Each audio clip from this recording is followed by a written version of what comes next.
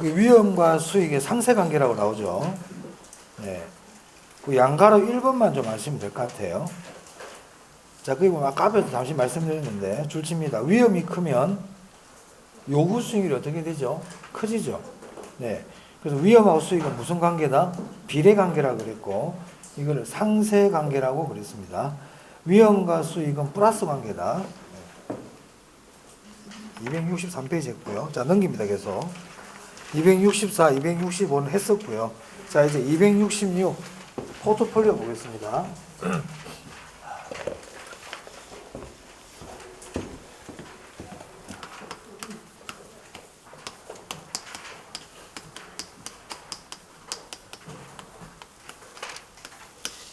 자, 포트폴리오는요. 포트폴리오 뜻하고 상관계수가 중요하죠. 자, 포트폴리오 이론의 뜻 한번 볼까요? 자, 그게 먼저 266페이지입니다. 거기 둘째 줄에 분산 투자하여 비체계적 위험을 제거하고 보이세요? 네, 이게 이제 포트폴리오죠. 한번 뒤로 넘겨보시면 268. 자, 포트폴리오가 제가 조금 전에 포트폴리오가 분산 투자를 통하여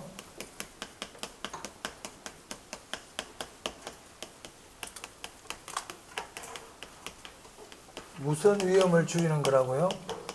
네, 비체계적 위험을 감소시키는 거죠.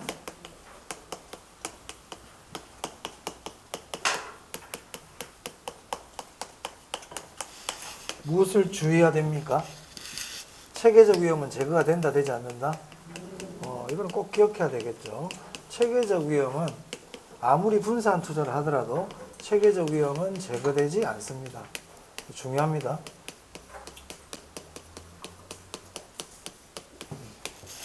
자, 그래서 그 포트폴리오가 동그라미 2번 한번 봐볼게요. 그러면은 자산수가 많을수록, 그렇죠, 보이시죠? 줄쳐볼까요? 자산수가 많으면 많을수록 포트폴리오가 어떻게 된다? 커진다.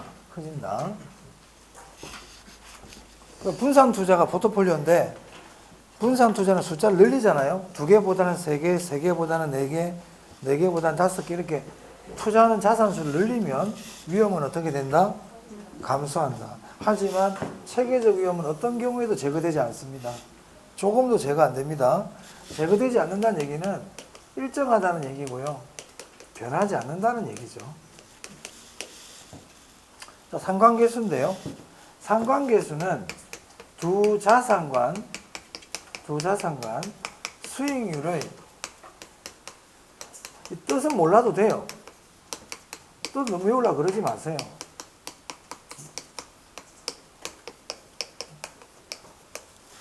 상관계수가 뭔지를 자꾸 뭐 알면 좋지만 그런 걸 알려고 애를 쓰지 마세요.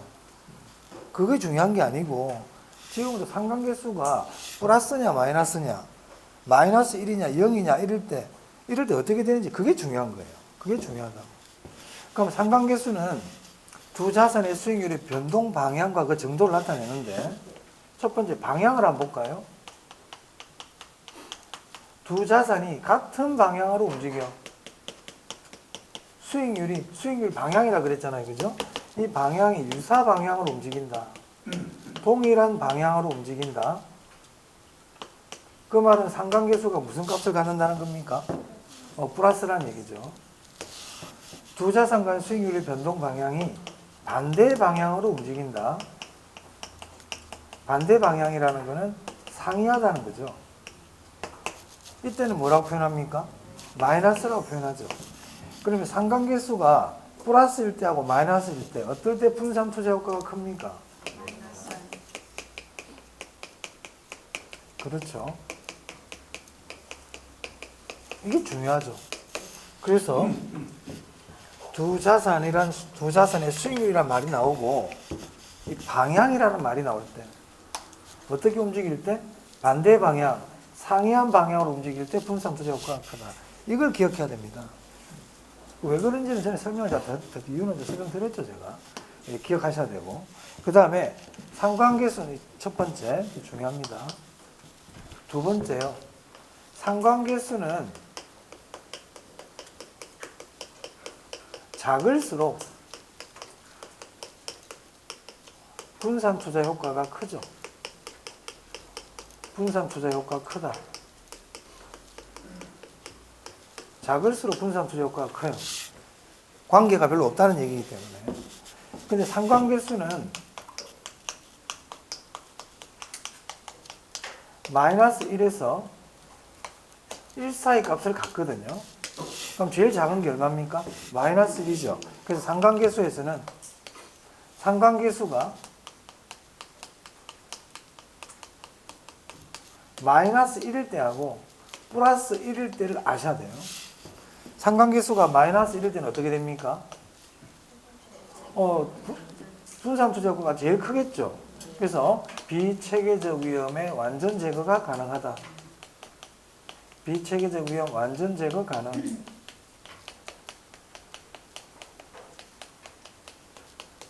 하지만 상관계수가 플러스 1일 때는 분산 투자 효과가 있다 없다? 없다. 비체계적 위험이 조금도 줄어들지 않습니다. 위험이 안 줄어들어요. 안 줄어든다. 그러니까 마이너스 1일 때 비체계적 위험이 완전 제거가 가능하다 그랬죠. 하지만 이 경우에도 체계적 위험은 줄어든다, 줄어들지 않는다? 줄어들지 않습니다. 그럼 상관계수가 0일 때는요? 0일 때 분산 투자 효과 있나요? 0일 때. 0일 때는 분산 투자 효과 있습니까? 있겠죠. 조금 전에 1일 때 없다고 그랬잖아요. 그럼 0일 때는 있겠죠. 그러면 제가 뭐 0.5일 때는 0.3일 때는 다 물어봐야 됩니까? 응? 다 기억할래? 이 두 개 기억하면 나머지는 있겠지. 그죠? 그렇죠. 자, 그래서 포트폴리오에서는 이거를 잘 알아둬라. 이거를 잘 알아둬라. 자, 그러면은 우리 문제 4번 한번 보겠습니다.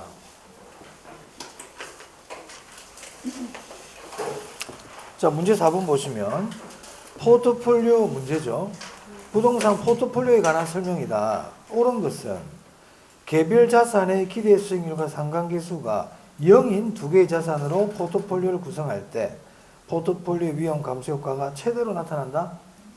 틀렸죠. 마이너스 1이죠. 틀렸고. 좀 이따 이제 공부할 텐데 거기 보시면 무차별 곡선이라고 나와요.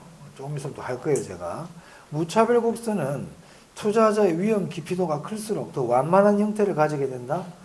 가파르다 그랬죠. 위험을 싫어할수록 가파릅니다. 틀렸고. 포트폴리오 분산 투자를 통해 체계적 위험뿐만 아니라 비체계적 위험도 감소시킬 수 있다? 체계적 위험은 감소가 안 된다 그랬죠. 네. 4번은 조금 이따 배우고 풀게요. 5번 보겠습니다. 포트폴리오 구성 시 두 자산 간 수익률의 변동 방향이 유사할수록 분산 투자 효과가 크게 나타난다? 틀렸죠. 변동 방향이 상이할수록 반대로 움직일수록 크게 나타난다 그랬습니다. 이 정답은 4번인데요. 조금 이따 4번은 아직 안 배웠어요. 아직 안 했어요. 하고 나서 다시 볼게요. 자, 포트폴리오까지 봤어요. 자, 그 다음 269페이지입니다. 269페이지 보시면 평균 분산 지배 원리라고 나옵니다. 이 평균 분산 지배 원리는 뜻은 아셔야 돼요. 이 뜻을 알아야 돼요. 뭐 뜻은 별거 없어. 거기 양가로 1번 보세요. 위험이 동일한 경우. 자, 봐보세요. 투자안이 있고요. 투자안 A, B가 있다 그래 볼게요. 이거 다 아는 거예요, 여러분들.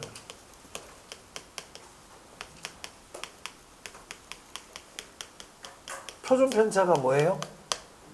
위험, 그렇죠.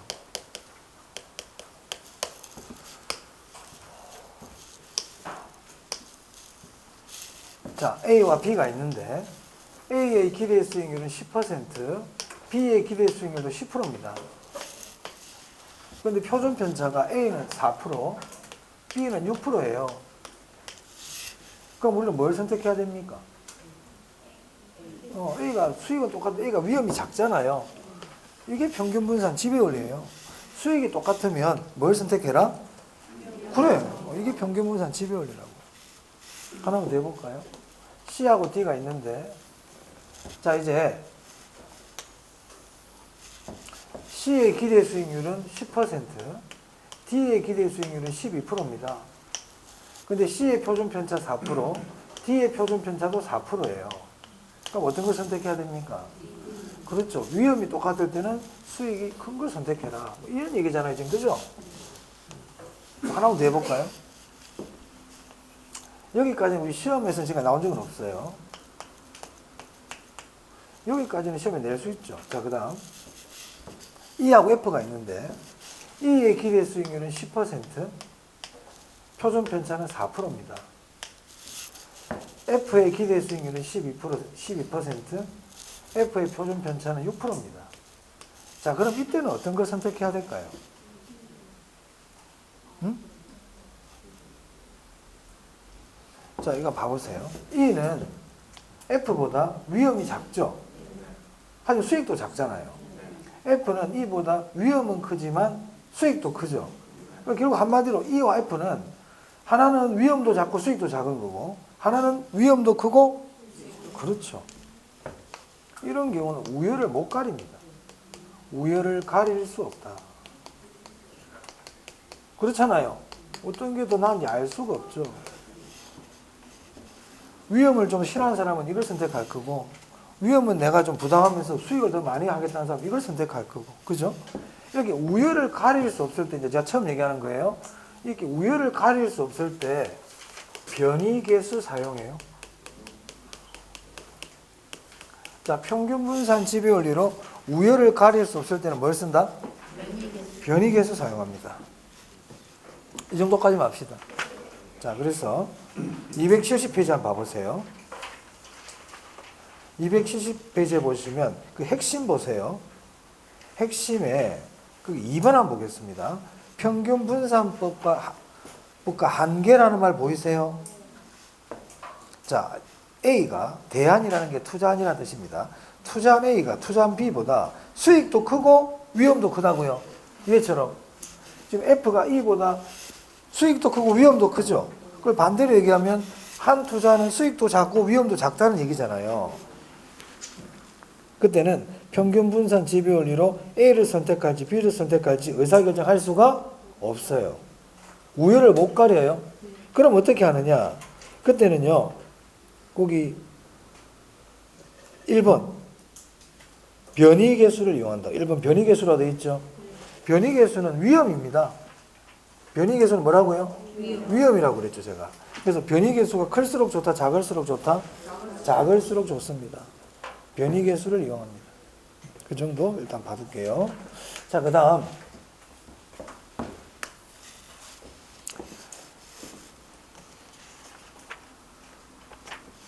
최적 포트폴리오입니다. 최적 포트폴리오. 최적 포트폴리오를 제가 지금 오늘 투자론 하고 있죠. 딱 중요한 것만 지금 선별해서 하고 있어요. 제가 지금 오늘 하는 이 내용도 진짜 투자론의 엑기스라 보면 돼.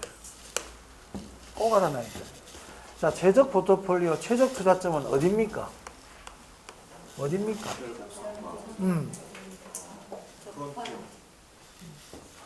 사실 이 정도는 얘기할 수 있어야 되죠. 그죠? 사실 이거를 얘기할 수 있어야 되죠. 그럼 이걸 우리 여러분 안 해오고 효율적 전선이 시험에 나면 어떻게 찾으려고 그러세요? 저는 조금 이해가 안 되거든요. 그럼 여기 효율적 전선 말고 그럴싸한 글자 적으면 어떡하려고 그래요? 그대로 다 접하는 점도 그대로 다 있고, 이것만 싹 바꿔서 다른 걸로. 어떡하려고 그래? 어떻게 맞춰? 못 맞추잖아. 그럼 이걸 갖다가, 객관식이라는 말로, 그게 아니죠. 여러분이 원하는 대로 문제를 내주지 않는다니까요. 글을 싸게 낸다고요, 말을. 그러니까 시험장 가서 읽고 찾겠다 그러면 안 돼요. 다른 거는 말을 못해도 잘 나오는 거는 말을 할 수 있어야죠. 효율적, 최적 투자점이 어딥니까? 그러면 효율적 전선과 무차별 곡선이 접하는 점, 이 정도는 알고 있어야죠. 자, 이걸 갖다 모르니까 점수가 잘 안 나와요. 그럼 여기서 효율적 전선은 뭔데요? 효율적 전선은 아까 우리 평균 분산 지배 원리 했잖아요. 평균 분산 지배 원리는 위험이 똑같으면 수익이 가장 높은 거 선택하고 수익이 같으면 위험이 제일 작은 거 선택하라고 그랬잖아. 그게 평균 분산 지배 원리예요. 그 평균 분산 지배 원리에 의해서 선택된 투자안들을 다 연결한 선이란 말이에요. 그래서 효율적 전선은 동일한 위험에서 최고의 수익 또는 동일한 수익에서는 최소의 위험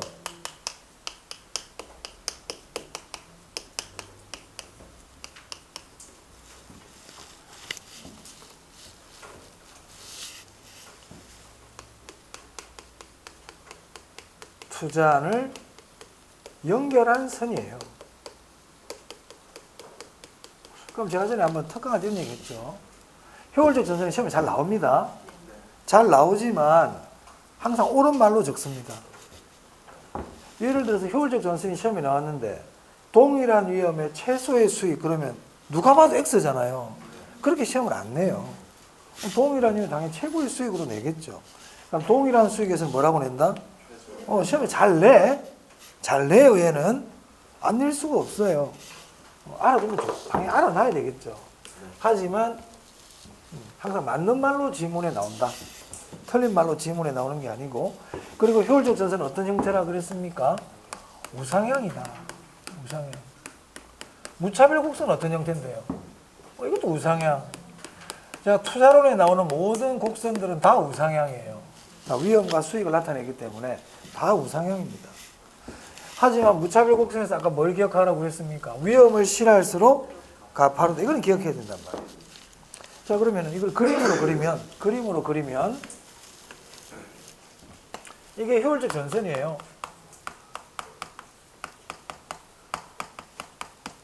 효율적 전선은 시장에 딱 한 개 있어요. 동일한 위험에서 최고의 수익을 주고 동일한 수익에서 최소의 위험을 주는 투자들이 여러 개 있을 리가 없잖아요. 한 개밖에 더 있겠어요? 그걸 연결했으니까 그 선도 당연히 시장에 하나밖에 없죠. 하지만 투자자의 무차별 곡선이라는 것은 위험에 대한 투자자의 태도를 나타내거든요. 위험을 싫어하는 정도를 나타내는 게 무차별 곡선이에요. 그런 사람들 투자자마다 같을까요? 다를까요? 다 다릅니다.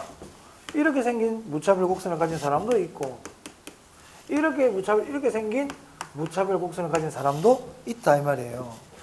그럼 이 갑과 을은 위험에 대한 태도가 달라요. 누가 더 위험을 싫어한다? 얘가 가파르죠? 아, 갑이 더 위험을 싫어하는구나. 이걸 알 수 있다고요. 이게 무차별 곡선이 우리에게 주는 의미예요. 자, 그런데 이 무차별 곡선하고 효율적 전선하고 뭐 하는 점? 접하는 점이 최적 투자점이다. 이 말입니다. 그럼 이제 갑은 자기의 만족을 키우기 위해서, 여기가 기대 수익률이거든요. 자기의 만족을 키우기 위해서 큰 쪽으로 움직입니다. 자, 움직이다가 이 점, 여기가 무슨 점이에요? 접하는 점이죠. 여기가 갑의 최적 투자점이다.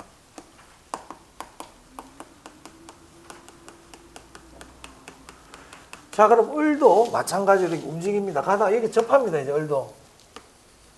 여기는 누구의 최적 투자점이다? 을의 최적 투자점이다. 그럼 투자자마다 최적 투자점이 같다, 다르다? 다르다. 이 작년 문제죠. 다르단 말이에요. 그럼 어떻게 다르냐? 자, 여기가 원점입니다, 여기가. 여기가 0이잖아요, 그죠? 0이 원점이죠. 그럼 갑이 위험을 더 싫어해요? 을이 싫어해요? 갑이 더 싫어하죠. 원점으로 가까운 사람일수록 보수적 투자자, 원점에서 멀수록 공격적 투자자, 이렇게 부르는 거예요. 위험을 더 싫어할수록 보수적. 위험은 내가 좀 위험도 싫어하지만 그래서 좀 더 수익을 해야 되겠다 하는 사람은 공격적이라고 부른단 말이에요. 자, 그럼 아까 4번에 4번 질문 아까 안 했죠? 한번 볼까요? 최적 포트폴리오의 선정은 투자자의 위험에 대한 태도에 따라 달라질 수 있는데 보수적 투자자일수록 투자자의 최적 포트폴리오는 원점에 가까워진다. 맞죠? 알아둡시다. 그럼 공격적 투자자일수록 원점에서 그렇죠. 그걸 기억해 주시면 되겠네요. 자, 그래서 271페이지에 보시면 271페이지입니다. 동그라미 2번에 거기 효율적 전선, 효율적 프론티어 보이세요? 동그라미 2번에 271페이지 보이세요? 그게 줄치라고 그랬잖아요, 제가. 효율적 전선, 효율적 프론티어. 동일한 위험에서 최고의 수익을 나타내는 포트폴리오를 연결했다. 우리 책은 이 말밖에 없지만 항상 책에는 이 말밖에 없어. 저 밑에 적어드렸죠? 이 작년에 저렇게 나왔잖아요. 동일한 수익일 때 뭐라고요? 최소의 위험. 그렇죠. 같은 말이에요. 자, 그리고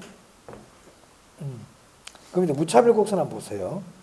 동그라미 2번에 셋째 줄이 중요하다고 그랬어요. 위험 회피도가 클수록 더욱 가파르게 된다. 중요합니다. 위험을 싫어할수록 가파르다. 자, 그 다음 넘길까요? 그 동그라미 3번에 보시면 최적 포트폴리오는 최적 투자점 그래도 됩니다. 효율적 전선과 투자자의 무차별 곡선이 뭐 하는 점이다? 접하는 점이다. 접하는 점이다. 그래서 그 밑에 기억 봐봐요. 어떤 투자자의 최적점이 다른 투자자에게는 최적점이 아닐 수 있다. 투자자마다 최적 투자점은 다르다. 어떻게 다르냐? 조금 전에 말씀드린 것처럼 원점에 가까울수록 보수적 투자자, 원점에서 멀어질수록 공격적 투자자. 그래서 제가 전에 책에 270페이지 그림에다가 불러드렸죠. 적혀 있습니까? 원점에 가까울수록 보수적 투자자, 원점에서 멀어질수록 공격적 투자자. 그렇게 말씀을 드렸습니다. 자, 이제 화폐의 시간 같이 한번 보겠습니다.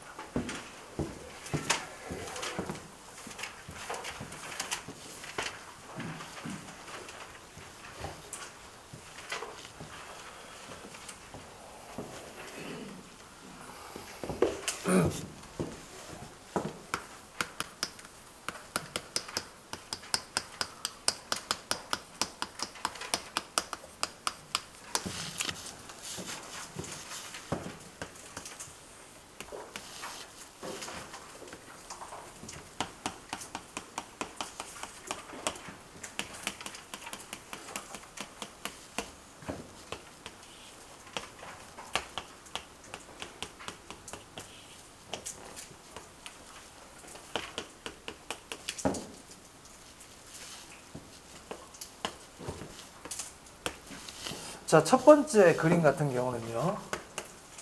현재 가치를 구하는 겁니까? 미래 가치를 구하는 건가요? 네, 현재 가치 구하는 거죠. 1년 뒤에 1,000만 원이 들어올 건데 이게 지금 얼마가 될까? 이걸 묻는 거란 말이에요. 현재 가치 구하는 거죠. 이 현재 가치를 계산하는 거를요. 뭐라고 그런다던가요?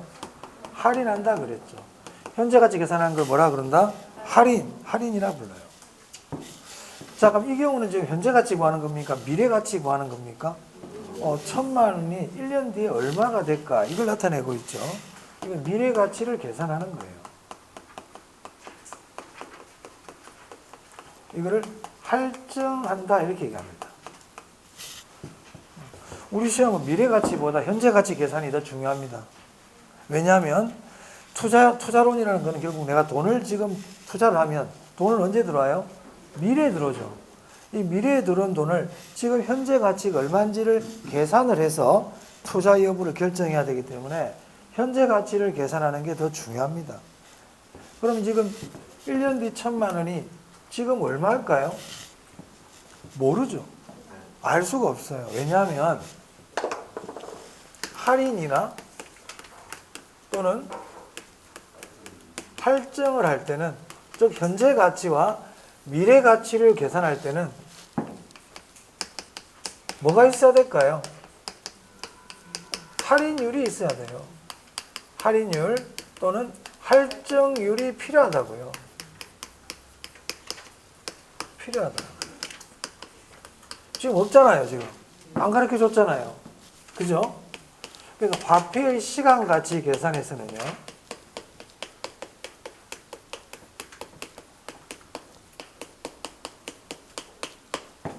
이자율을 할인율로 사용합니다. 뭐를 할인율로 사용한다고요? 이자율. 이자율을 할인 할증율로 사용해요. 뭐 시험에 지문으로 나오는 경우가 있죠. 하지만 크게 신경 안 쓰셔도 됩니다. 이런 거는 시험에 나오긴 하지만 답으로 하진 않습니다. 그냥 냅니다. 답 아니야. 그리고 우리 이자를 계산하는 방법은 단리가 있고 복리가 있거든요. 화폐 시간 가치는 복리 기준입니다. 복리가 뭡니까? 이자에 이자가 붙는 게 복리죠. 자, 그 다음 또 볼까요? 오늘 간단한 계산 한번 해볼게요. 자, 만약에 문제가 이렇게 나왔어. 3년 후 5억 원의 현재 가치는. 이거 실제 시험에 나왔던 겁니다. 시험 이제 3년 후 5억 원의 현재 가치 이렇게 나와요. 자, 이런 경우는 5억 원이 일시불이죠. 일시불이 현재 가치를 묻는 그런 계산 문제예요. 그럼 이러면 어떻게 하느냐? 그럼 3년 후 5억이라고 그랬으니까 3년 뒤에 5억 원을 내가 받을 게 있는데 지금 얼마일까? 이익이거든요. 맞아요? 그럼 이거 계산할 수 있나요? 못하죠. 할인율이 없잖아요. 할인율을 줍니다. 할인율을 줍니다. 자, 만약에 할인율이 5%다. 이렇게 주어졌단 말이에요. 그럼 어떻게 하느냐? 이렇게 합니다. 5억 원 나누기 1 플러스 할인율 3년이죠. 이렇게 하시면 돼요. 그럼 이걸 다시 적으면요. 5억 나누기 할인율이 지금 5%죠. 0.05 아닙니까? 여기 5 적으면 안 됩니다. 5%는 0.05죠. 1.05의 삼성 이렇게 돼요.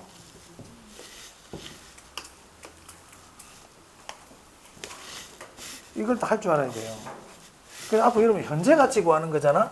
그럼 나누는 거예요. 이렇게. 나누는 겁니다. 원래는 이렇게 생겼어요. 원래는요, 5억 원에다가 곱하기 1 플러스 0.05에 삼성분의 1 이렇게 해야 돼요. 원래는. 이걸 우리가 뭐라 부르냐면 일시불의 현재 가치 계수라 그래요.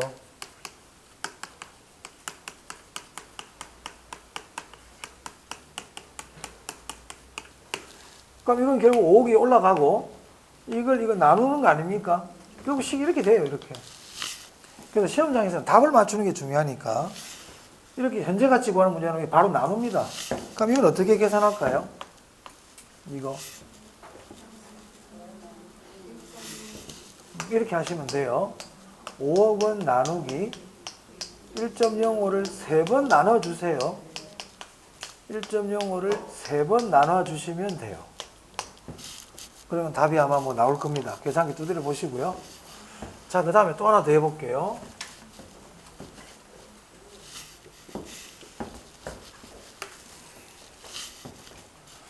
이번에는 5억 원의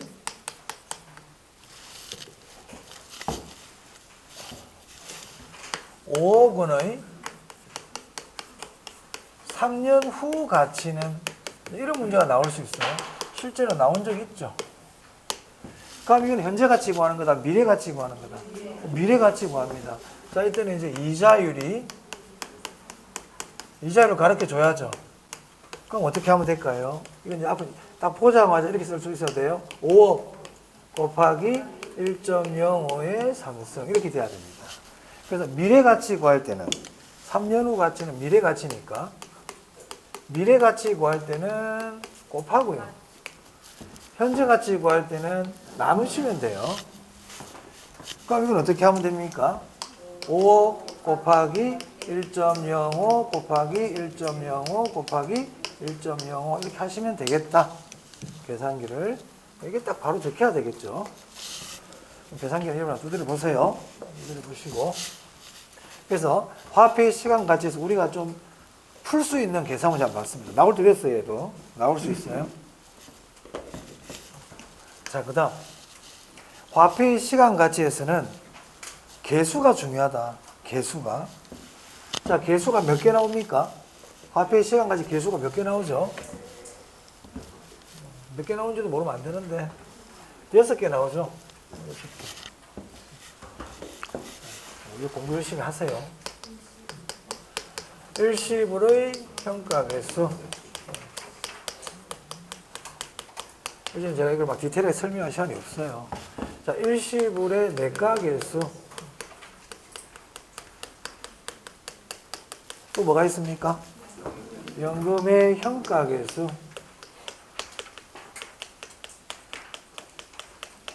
또 뭐가 있나요? 연금의 내가계수가 있죠. 오케이.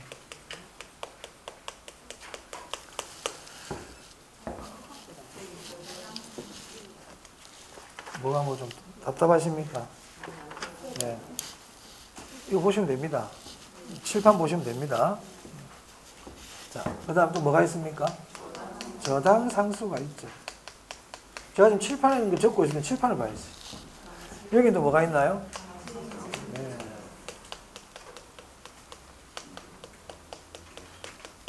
이 6가지 개수가 있다고요.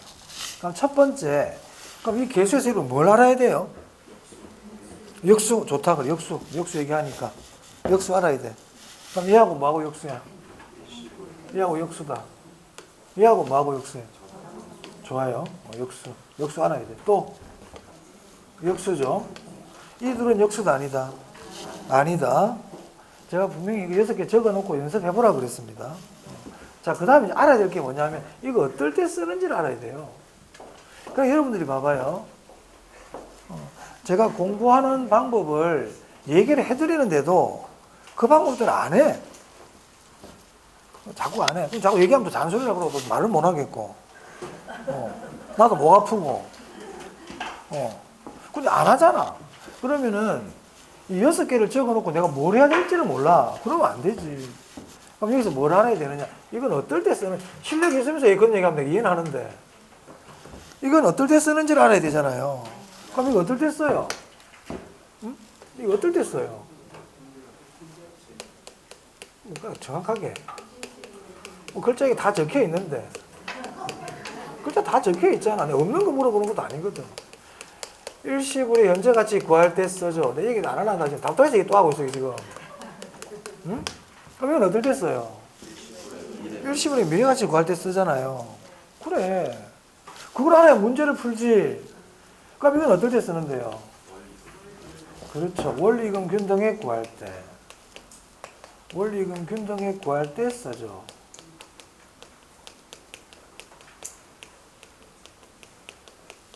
중요하잖아요. 그죠? 원리금 균등액 구할 때 써요. 그럼 얘는요? 한마디로 얘기하면 적립액, 적금액 구할 때 씁니다. 그죠? 그런데 이제 보통 시험에서 이런 힌트를 주죠. 예를 들어서 뭐 3억 원을 모으기 위해 이렇게 쓴다 나온단 말이에요. 3억 원을 모으기 위해 3억 원이 필요하여 뭐 이런 식으로 목표액이 나오는 거예요. 3억 원이 필요하여 나는 얼마씩 적금을 내야 될까? 뭐 이런 거 물어볼 때 뭘 쓴다? 감채기금 계수 쓰는 겁니다. 그럼 이때 어떻게 계산합니까? 3억 원에다가 감채기금 계수를 곱해. 그러면 내가 은행에 넣어야 되는 적립액이 나오는 거예요. 이렇게 된다고. 자, 그 다음에 역수 아셔야 됩니다. 역수. 그리고 이 둘은 역수다, 역수가 아니다. 역수가 아니다. 그리고 역수끼리는 곱하면 뭐가 된다? 1이 된다. 역수끼리는 곱하면 뭐가 된다? 1이 된다. 역수끼리는 곱하면 1이 된다 그랬습니다. 곱하기. 자, 그리고 제가 전에 대각선 곱하는 거 알려드렸잖아요. 자, 이 둘이 곱하면 뭐가 된다고요? 얘가 된다고 그랬죠? 이거 둘이 곱하면요? 이게 된다고 그랬죠? 그리고 이 둘이 곱하면 위로 갈 데가 없으니까 밑으로 온다고 그랬고, 이 둘이 곱하면 이게 된다고 그랬습니다. 자, 그 다음. 지금 뭘 해야 될지 알아야 되는 거예요. 이 개수에서는 내가 뭘 알아야 되느냐, 뭘 해야 되느냐를 아는 게 참 중요한 거예요. 요새 여기 넷플릭스에 보면 어저께 김에 나오는 영화 뭐예요? 메이킨? 메이킨이 아니고 뭐지? 킹메이커? 어저께 잠시 그 드라마를 제가 잠시 봤는데, 제가 그 드라마를 정주행을 했죠. 눈앞에 죽는 줄 알았어요. 아침부터 봐가지고. 근데 제가 그걸 보면서 느낀 게 있어요. 참모가 정말 중요하구나. 유능한 참모에 따라서 결과가 바뀌어버려요. 그러니까 유능한 참모는 뭐냐? 유능한 참모는 누굴까요? 일 잘하는 사람이죠. 당연하지, 그죠? 그럼 일 잘한다는 정의는 뭡니까? 누가 일을 잘합니까? 시키는 일 잘하는 사람인가요? 아니에요. 그건 누구나 할 수 있어요. 시키는 일 잘하는 건 누구나 할 수 있어요. 내가 해야 될 걸 알아서 하는 사람이 잘하는 사람이에요. 이 사람에게 도움이 되기 위해서 난 어떤 일을 해야 될까를 항상 생각하는 사람이죠. 그죠? 공부 똑같습니다. 여기서는 뭐가 나올까를 생각하는 사람이에요. 여기서는 뭐가 나올까? 그건 제가 알려드리잖아요. 그죠? 계속 알려드리잖아요. 그럼 이제 한 번, 두 번 이제 알려드리면 세 번째부터는 여러분이 생각을 해야죠. 여기서 뭐가 나올까를 자꾸. 그래놓고, 이게 나오는구나 하면 알려고 해야 되겠죠. 맞습니까? 항상 그냥 보지 말고, 여기서 뭐가 중요하지? 이런 걸 항상 생각하면서 배워야 돼요. 이제는 이제 정리하는 단계이기 때문에 그게 꼭 필요합니다. 자, 그 다음. 화폐 시간 가치에서 또 잘 묻는 게 있어요. 할인율이라 그래도 되고요. 이자율이라 그래도 돼요. 그럼 할인율이 클수록, 아까 1교시에도 제가 얘기했죠. 할인율이 클수록 가치가 어떻게 된다고 그랬습니까? 작아진다고 그랬죠. 보통 우리가 그냥 가치를 얘기할 때는 현재 가치를 얘기하거든요. 할인율이 클수록 현재 가치는 어떻게 된다? 작아져요. 아까 우리 현재 가치 구할 때 한번 봐봐요. 나누잖아요. 나누죠. 그럼 이게 5%가 아니고 5억은 나누기, 이자율이 만약에 10%라 그래 봅시다. 그럼 나누기 1.1의 3승이 되지 않겠어요?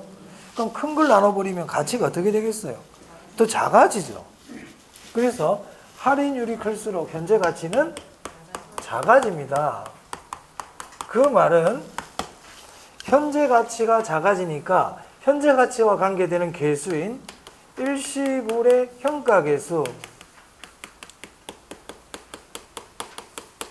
연금의 현가계수, 이것도 어떻게 될까요?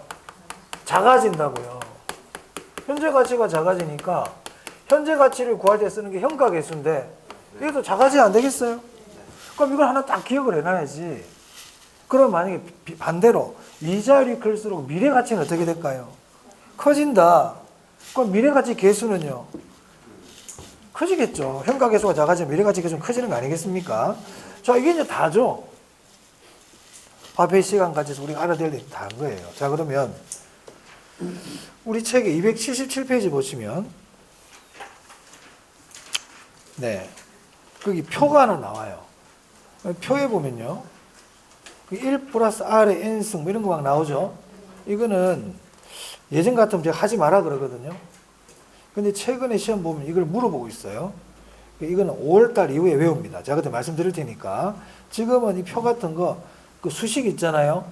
이런 거 지금 외울 분들은 외워도 되지만 이게 지금 안 외워진다 그래가지고 스트레스 받지 마라. 이건 어차피 지금 외워봐도 다 잊어먹어, 나중 되면. 지금 이거는 보지 마세요.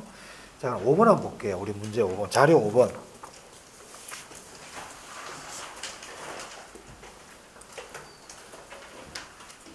자, 화폐의 시간 가치에 관한 설명이다. 틀린 것은, 자, 1번. 현재 5억 원인 주택이 매년 5%씩 가격이 상승한다고 가정할 때 일시불의 미래가치 계수를 사용하여 10년 후 주택 가격을 산정할 수 있다. 이거 어때요?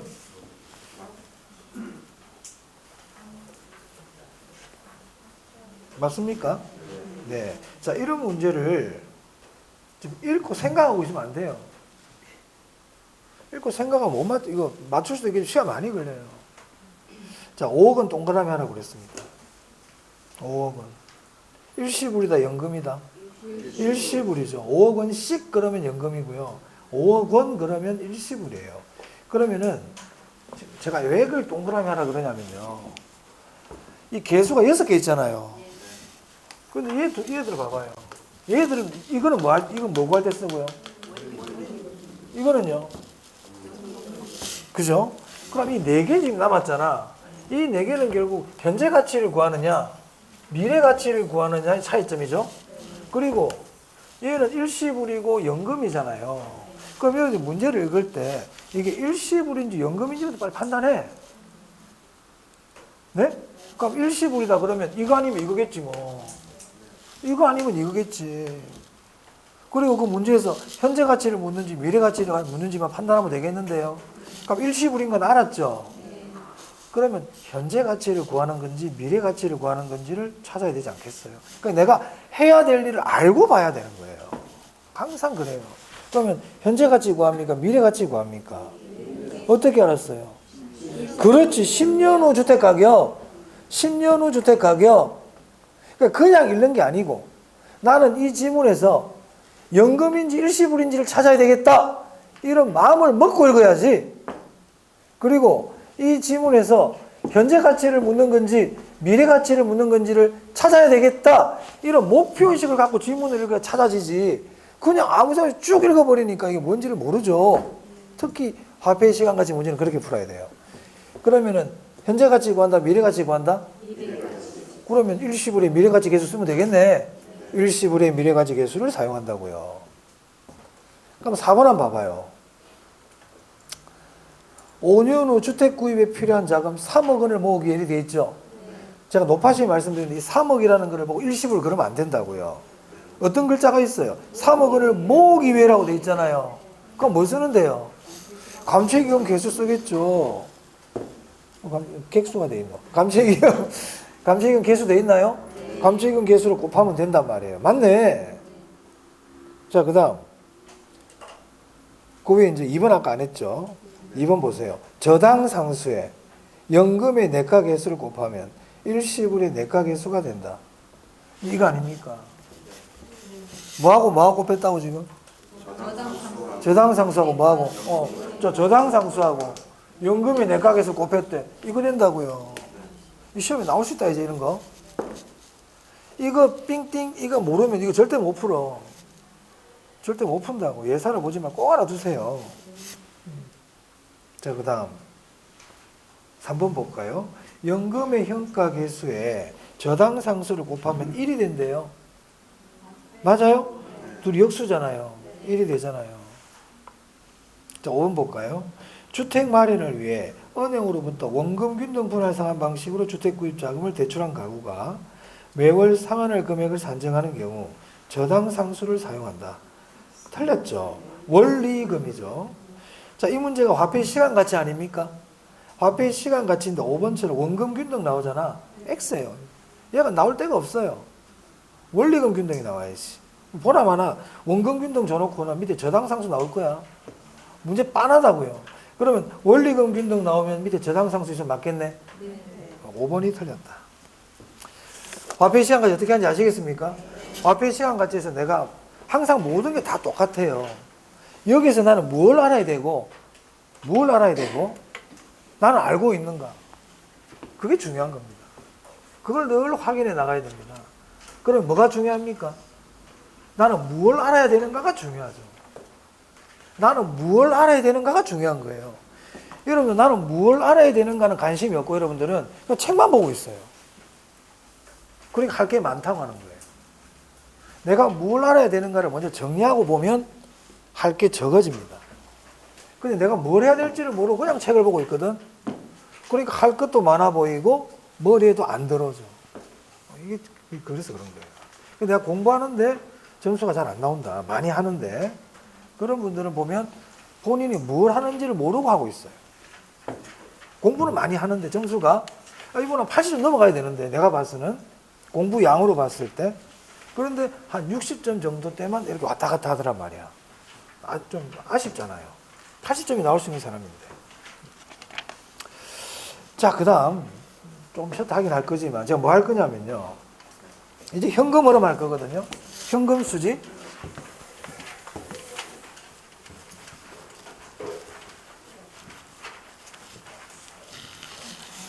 지금 제가 봐보세요, 여러분.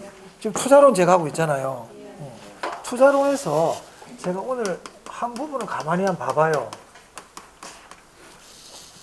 지엽적인 건 빼고, 제가 지렛대 효과 했잖아요. 지렛대 효과 했거든.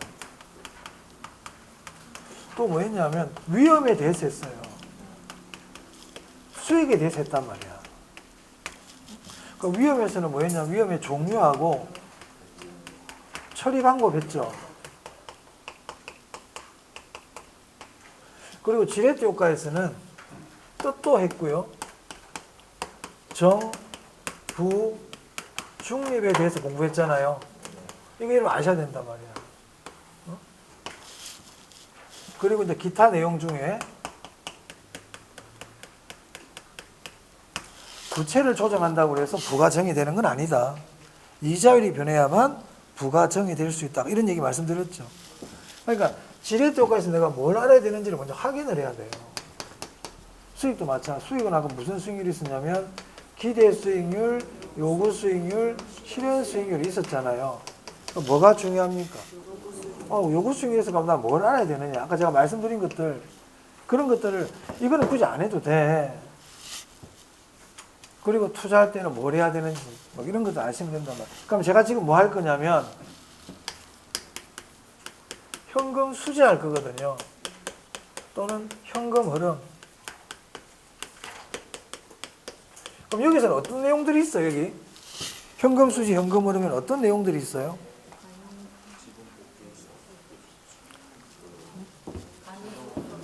그래 뭐 지엽적인 얘기는 자꾸 하지. 지엽적인 얘기는 하지만 이게 뭘 배우는 건지를 모른단 말이에요, 지금. 현금 수지, 현금 흐름은 내가 투자를 하면 현금이 들어오고 나가죠. 그럼 이때 현금 수지, 현금 흐름에서는 운영 단계의 현금 흐름이 있고 또 뭐가 있어요? 처분 단계의 현금 흐름이 있단 말이야. 운영 단계와 처분 단계에서 현금 흐름이 발생해요. 그러니까 운영 단계에서 발생한 현금 흐름을 뭐라 그래요? 영업 수지 또는 운영 수지. 얘는요, 지분 복귀에 이렇게 부르잖아요. 맞아요? 그럼 여기서 이제 뭘 알아야 돼요, 여러분들? 이 흐름 식을 알아야지. 식 외우고 있는지, 식 외우기 중요하다고 그랬잖아요. 외우고 있나요? 확인해야지. 그리고 요 안에 보면 영업 경비라고 나오죠. 영업 경비 중요하잖아요. 영업 경비에 뭐가 포함이 되고 뭐가 포함이 되지 않는지. 이게 포인트 아닙니까? 그럼 이것도 이게 포인트. 그러니까 내가 뭘 알아야 되는지 항상 확인하라고요. 난 여기서 이걸, 그러면, 나 식 외우고 있는데, 영업 경비도 내가 잘 아는데, 그러면은 안 해도 되는 거고. 그럼 영업 경비 알고 있나요? 재산세 뭐예요? 영업 경비인가요? 또 아니라고 하고 맞다고 이렇게 되거든. 그러니까 지금 논란이 생기지. 재산세 영업 경비란 말이야. 그죠? 자본적 지출은요. 뭐 이것도 지금 막 분분하면 영업 경비 아니죠. 모르고 있잖아, 아직까지. 아는 사람은 괜찮은데 지금 모르고 있으면 어떡하려고 그래? 모르잖아. 그러니까 알아야 되잖아요. 내일도 모르고 모레도 모르고. 왜 그래요? 아니, 탓하는 게 왜 그런 줄 아세요? 내가 뭘 알아야 될지를 모르니까. 내가 뭘 알아야 될지를 모르는 거예요. 그 상태로 심장 계속 가는 거야. 내가 뭘 알아야 될지를 몰라. 그거 제가 늘 하는 얘기 아닙니까? 내가 여기서 내가 뭘 해야 되느냐. 항상 제목이 중요하다. 내가 알아야 될 거를 딱 정해놔야 된다고요. 저 리스트가 있어야 된다고 그랬잖아요. 그죠? 나는 뭘 봐야 되지? 이게 없으니까. 그냥 보는 거야. 확인도 안 하고. 매일매일 확인해야 되는데. 자, 그럼 조금 쉬었다가 이 부분에 대해서 보도록 하겠습니다.